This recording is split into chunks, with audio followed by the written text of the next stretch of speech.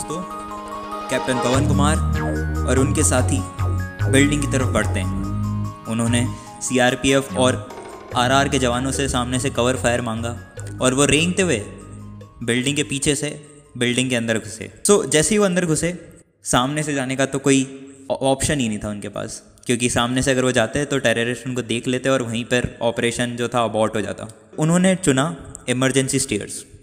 दोस्तों, बिल्डिंग के पीछे एक इमरजेंसी स्टेयर्स थी। बहुत ही छोटा सा पैसेज वे था वो, जो कि लीड करता था ऊपर को हर एक फ्लोर तक। जैसे ही कैप्टन पवन ने वो पैसेज देखा, उन्होंने मेजर तुषार को रिपोर्ट करा कि sir, we are going from the emergency stairs and we will go to the top and will come to the ground floor and will clear floor by floor. ये उनके words थे दोस्तों। Plan simple था, सबसे ऊपर से चालू करेंगे और नीचे तक आएंगे हर एक फ्लोर क्लियर करते हुए। तो जैसे ही सबसे ऊपर तक पहुँचते हैं, रास्ते में ही उन्हें फायर सुनाई देना बंद हो जाता है। दोस्तों, अभी ये पोजीशन मैंने जैसा आपको बताया था कि टेररिस्ट सबसे ऊपर से फायर कर रहे थे और नीचे से हमारे जो जवान थे वापस फायर बैक कर रहे थे, ताकि हमारे कैप्टन पवन कुमार को पीछे से कवर मिल सके। और वो कवर अब मिलना बंद हो चुका था बीच रास्ते में। मेजर तुषार ने कैप्टन पवन को बोला कि Pavan, now you are by on your own. बिल्कुल फायर फाइट बंद हो चुकी थी सामने से। अब उन्हें भी नहीं मालूम था कि वो 3 टेररिस्ट कहाँ गए हैं। धीरे धीरे कैप्टन पवन मूव करते हैं और मेजर तुषार बताते हैं कि captain Pavan was very much confident and very much calm while he was moving. And उनका ये पहला ऑपरेशन नहीं था दोस्तों, उन्होंने बहुत सारे ऑपरेशन कर रखे थे पहले, जैसा मैंने आपको बताया था। जैसे ही वो ऊपर बढ़ते हैं, उन्हें सबसे ऊपर रूफटॉप पर एक रेस्टोरेंट होता है। उन्हें वहाँ तक जाने के लिए एक पैसेज वे दिखता है, एक छोटा सा डोर था। वो उस डोर की तरफ देखते हैं। मेजर तुषार को उस डोर के बारे में बताते हैं और बोलते हैं कि इस दरवाजे से हम ऊपर की तरफ पहुंच जाएंगे। जैसे ही वो दरवाजे के पास पहुंचते हैं, उनका जो भी स्काउट थे 2, उन्होंने वो दरवाज़ा तोड़ा और वो अंदर घुसे। जैसे ही वो अंदर घुसते हैं, मेजर तुषार को वो बता देते हैं कि वी आर एंटरिंग इन। उसके बाद दोस्तों, जैसे ही वो अंदर घुसते हैं, प्लान क्लियर था। हर एक रूम के अंदर जाना था और देखना था वहाँ पर टेररिस्ट है कि नहीं। अगर होते हैं तो उनको एलिमिनेट करना था, अगर होस्टेजेस होती हैं तो उन्हें बचाना था। जैसे ही पहला डोर की तरफ पहुँचते हैं, उनके दोनों स्काउट्स वापस आते हैं डोर की ब्रीचिंग के लिए। एक ड्रिल होती है, आप जब भी रूम इंटरवेंशन करते हो, एक्सप्लोजिव लगाए जाते हैं डोर पे और डोर को बर्स्ट किया जाता है। एंड इस केस में ये नहीं कर सकते थे, क्योंकि हम एक सरप्राइज़ जो था वो लूज़ कर जाते हैं और हमें मालूम नहीं था अंदर हॉस्टेजेस हैं टेररिस्ट हैं। इसलिए कैप्टन पवन कुमार ने डोर को ब्रेक करवाया। वो 2 स्काउट्स रहते हैं, वो मूव करते हैं और डोर को ब्रेक करने के लिए आगे बढ़ते हैं, पर उनसे वो नहीं होता है। और कैप्टन पवन कुमार सोचते हैं कि इतना टाइम लग रहा है, वो सामने से खुद आकर के डोर को लात मार देते हैं बहुत तेज़, और डोर खुल जाता है एकदम से। और जैसे ही दरवाज़ा खुलता है, एकदम से बर्स्ट ऑफ फायर आता है और वो आकर के कैप्टन पवन कुमार को हिट करता है उनके चेस्ट पर और उनके शोल्डर्स पर। दोस्तों, इसी बर्स्ट में से एक गोली जो रहती है, वो उनके एक हार्ट के पार्ट को एकदम छेद करके निकल जाती है। पर ये होने के बावजूद भी कैप्टन पवन कुमार वहाँ पर खड़े हुए थे, एकदम सीधे, कामली और फायर कर रहे थे।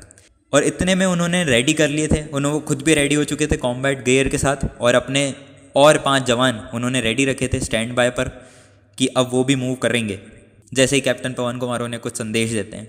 कैप्टन पवन कुमार ने इस फायर फाइट में एक टेररिस्ट को गिरा दिया था और इस समय हमारे पास नंबर क्लियर था कि टोटल ऑफ 3 ही टेररिस्ट हैं। कैप्टन पवन कुमार को बुलेट्स लगी होती हैं, फिर भी वो फायर कर रहे होते हैं।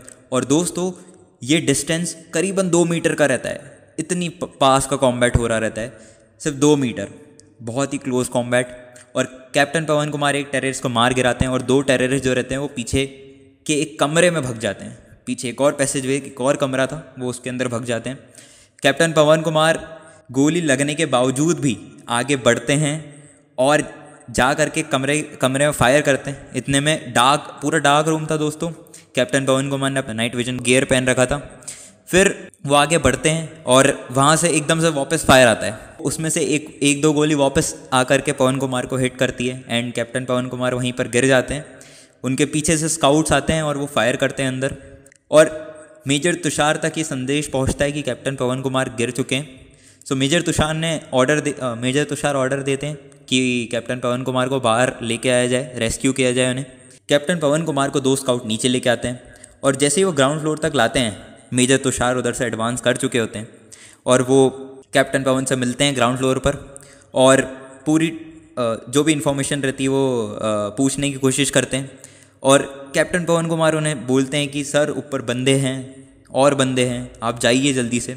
उनकी हालत बहुत ही ज़्यादा ख़राब हो चुकी होती है दोस्तों, क्योंकि उनका एक हार्ट का पीस निकल चुका होता है और वो बहुत ही हैवीली ब्लीड कर रहे होते हैं। उनकी कंडीशन ऐसी रहती है कि वो थोड़ी देर अनकॉन्शियस हो जाते हैं, थोड़ी देर वापस होश में आते हैं, फिर अनकॉन्शियस होश में। सो ऐसी कंडीशन रहती है। 2 और स्काउट्स जो थे उनसे पूछा गया कि कैसे क्या है ऊपर कंडीशन, तो उन्होंने बताया कि बहुत ही 2 टेररिस्ट हैं वो अंदर जा चुके हैं और मेजर तुषार एडवांस करते हैं। कैप्टन तुषार को बाहर निकाला जाता है, उन्हें एम्बुलेंस में जल्दी से लोड करा जाता है और ले जाया जाता है श्रीनगर के बेस हॉस्पिटल में। वहाँ पर कैप्टन पवन कुमार अपनी इंजरीज से लड़ ही रहे होते हैं। इधर एक और यंग ऑफिसर कैप्टन तुषार महाजन 9 पैरा SF और उनके साथ एक और उनके लांस नायक, वो भी अभी तक जान गंवा चुके होते हैं इस ऑपरेशन के अंदर। उन्होंने भी एक बहुत ही अच्छा पुश दिया था इस ऑपरेशन को आगे बढ़ाने के लिए। सो दोस्तों, कैप्टन पवन कुमार ने जो बहादुरी दिखाई थी, बार बार मेजर तुषार उनका जिक्र करते हैं और बोलते हैं कि और कुछ वो कर ही नहीं सकते थे। दोस्तों क्या होता है, एक मिलिट्री टर्म होती है फैटल फनल। फैटल फनल जब बनता है जब आप एक पॉइंट पर रहते हैं एंड सामने टेररिस्ट के पास पूरा कवर रहता है और आपके पास बिल्कुल कवर नहीं रहता है, आप ओपन में रहते हैं और सारे टेररिस्ट आपके ऊपर फायर कर सकते हैं, आप भी उनके ऊपर फायर कर सकते हैं, बाकी आपके पास बिल्कुल कवर नहीं रहता है। सेम ऐसी सिचुएशन जब भी बनी थी। मेजर तुषार बताते हैं कि फैटल फनल से निकलना बहुत मुश्किल होता है और कैप्टन पवन वहाँ से निकल भी जाते हैं, बस अगर उनके हार्ट में वो गोली ना लगी होती।